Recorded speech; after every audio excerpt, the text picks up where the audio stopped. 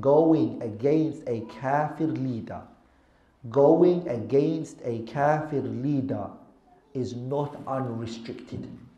You can't unrestrictedly go against a kafir leader. We already said before, you can go against him, right? But it's not unrestricted. It's restricted with some conditions that have to be met. When those conditions are met, then you are allowed to uprise against him. As for a Muslim leader, under no circumstances are you allowed to go against him. But if he's a kafir, you are allowed to go against him under conditions. What are the conditions? First of all, it has to be وقوعه في الكفر البواح. He has to have fallen into clear-cut kufr الذي عندنا من الله فيه برهان, which we have a clear-cut evidence in this regard. We have a proof amam Allah Ta'ala, the day of judgment. We can say, oh Allah, he came with a clear-cut kufr. We have to have, the kufr here has to be clear. It can't be a matter where the scholars disputed whether if it's kufr or not. It has to be clear-cut kufr. Number two, إقامة الحجة عليه. The proof has to be established on the leader.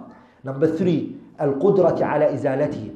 We have the ability to remove him. Allahu Akbar. He's kafir, but we have the ability to remove him.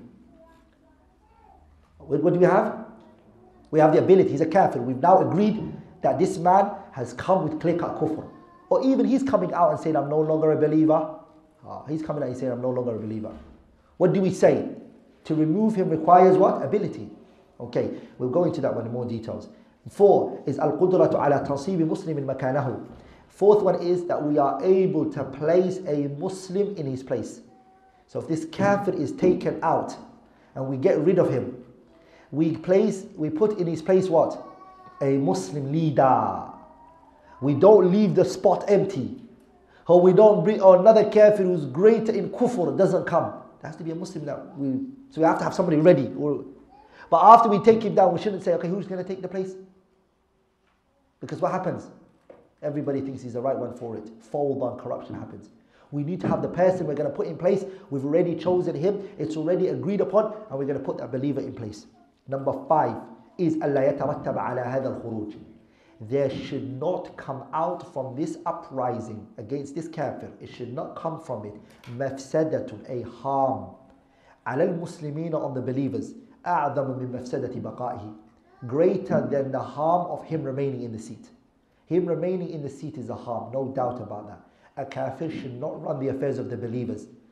Allah has not made a kafir a wali over the believers. That is definitely a harm. But trying to remove him and get rid of him should not bring about a greater harm.